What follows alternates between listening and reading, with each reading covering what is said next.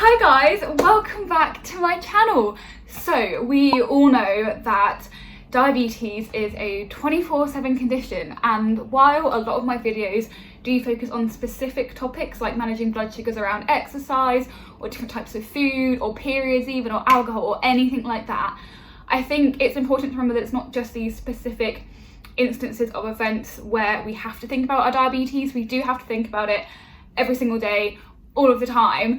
And so I wanted to share a video of things that I personally do every single day to help manage my blood sugars better, and especially right now while I am on furlough. At the point of recording this video, I am on furlough, which means that being a bit more out of routine, not necessarily as active as I would be if I was going to work every day, it's a bit harder to manage blood sugars. And so these 7 things that I have done, that I have always done, and I put a real focus on, especially during my furlough, have been really important for keeping my blood sugars stable. So I wanted to share them with you in case you are in a similar situation to me where you're working from home or you're on furlough. So let's just get into it with the first thing that I do every single day as soon as I wake up to help kickstart a good diabetes day. So I start almost every single morning with some exercise. You guys know I love resistance training and weight training, and I've even started incorporating a bit more circuit style training into my routine just to boost my metabolism that little bit more while the gyms are closed. But any form of exercise in the morning is going to do absolute wonders for your blood sugars. Getting exercising will help increase your metabolism and also increase your insulin sensitivity, which means ultimately you won't need as much insulin, and that can lead to fewer blood sugar swings. Like I said, exercise is so good for reducing insulin resistance, which can be super helpful for anyone who suffers from dawn phenomenon or increased insulin resistance in the morning, which is why I personally prefer to train as soon as I wake up to combat all those effects. And it also sets myself up to have increased insulin sensitivity throughout the rest of the whole day.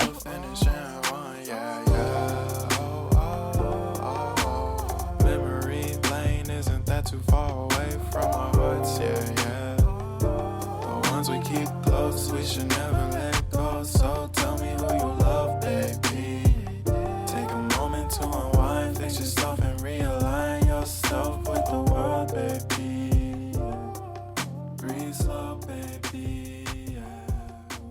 The next thing I do every single day to keep my blood sugar stable is that even after 16 years of having diabetes, I still weigh out all of my carbs, because I just think if there's anything you can control, which you can with weighing things out, why wouldn't you? Because there's so many other things in diabetes that are out of your control. So for example, my overnight oats, I make these on a Sunday and I batch make them for the whole week. And then in the morning, I just reheat them because they go like really nice and cakey if you reheat overnight oats. And I add some berries, some seeds, some dark chocolate. My carb source here is obviously the oats. So every Sunday I weigh out 5 portions of 60 grams of oats. And I know that way in the morning when I come to do my insulin exactly how much carbs is going to be in my breakfast every single day. The next thing I do every day without fail to help manage my blood sugars is walking. I talk about walking all the time. It is literally a miracle worker for us diabetics. So when I am on furlough or working from home, I make sure to get out for at least 2, maybe even 3 walks every single day, because I find that's the best way to kind of keep my system ticking over and keep my insulin sensitivity up as much as possible.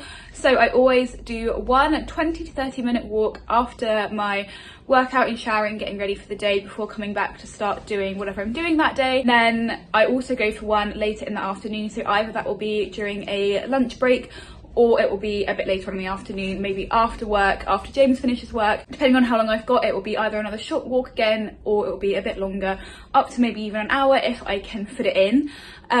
But at least getting 2 walks in every single day has been absolutely key for me to keep my blood sugar stable during.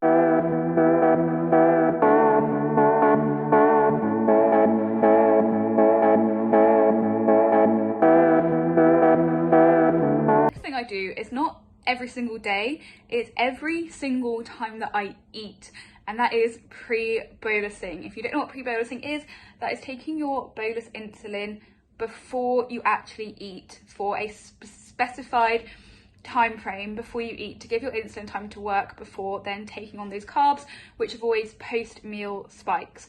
So the average kind of recommendation is anywhere from like 10 to 15 minutes. But honestly, it totally depends on your starting blood sugar, what you're going to be eating, what activity you've done before and after. So for me, I'm about to have my lunch.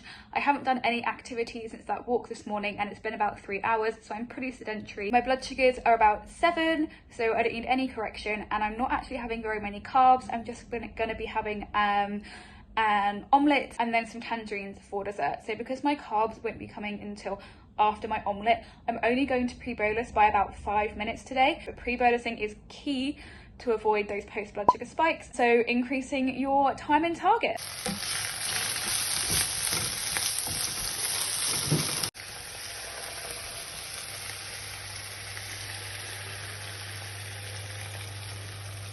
Another thing I do literally all day, every day, whether I'm working from home, on furlough or not, is drink sugar-free liquids like squash, Diet Coke if you want to, Diet Lemonade, water, whatever you want. But drinking is so important for maintaining stable blood sugars. Adding liquid to your body is what dilates your blood and therefore like reduces the concentration of sugar.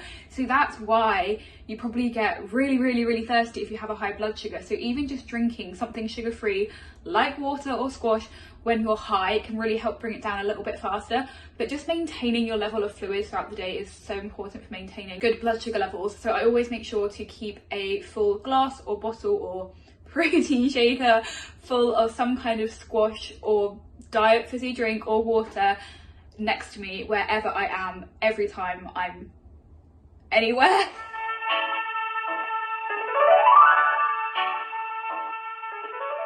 Another thing that I try to do every single day is I stop eating at some time between 7 to 8 p.m. This isn't for any like intermittent fasting or weight loss kind of reasons at all. It's purely for my diabetes. So I tend to go to bed around 10 p.m, maybe 10:30.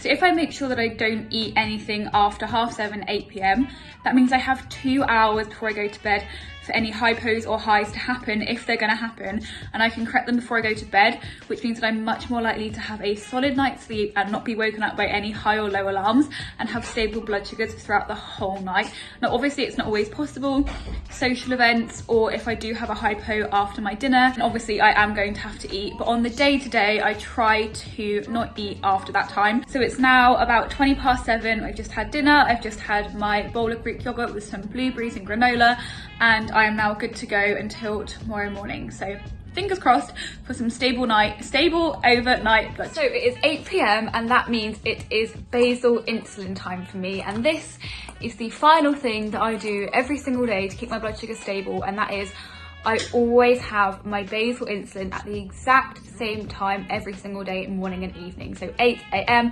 and 8 p.m. every single day. So one thing that is important to remember if you are someone like me who has 2 basal injections a day, that if you are going out somewhere in the evening over the time when you would normally do your basal insulin, if you're going out for dinner, for drinks, you're going to the cinema, anything like that, always make sure you take your basal insulin with you. Don't wait to come home before you then take your basal insulin, because you could be home hours after your normal injection time, and by then it's likely that your blood sugars are going to creep up whether you eat anything or not.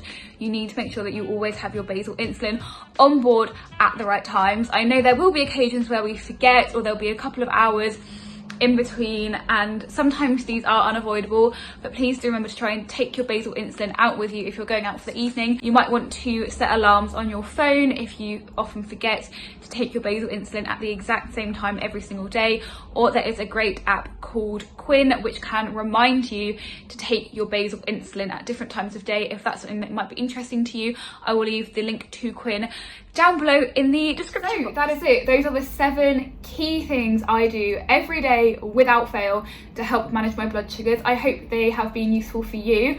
They are super easy to just slot right into your routine, so hopefully you can implement as many of them as possible to help maintain those nice flat blood sugar graphs. But please do let me know down below anything that you do to help maintain your blood sugar on like your day-to-day life, because I think it's really helpful if we can all share some tips down below and just keep getting better and better at being a living, breathing, walking pancreas. But for now, that is it for this one, and I look forward to seeing you in the next one. Bye!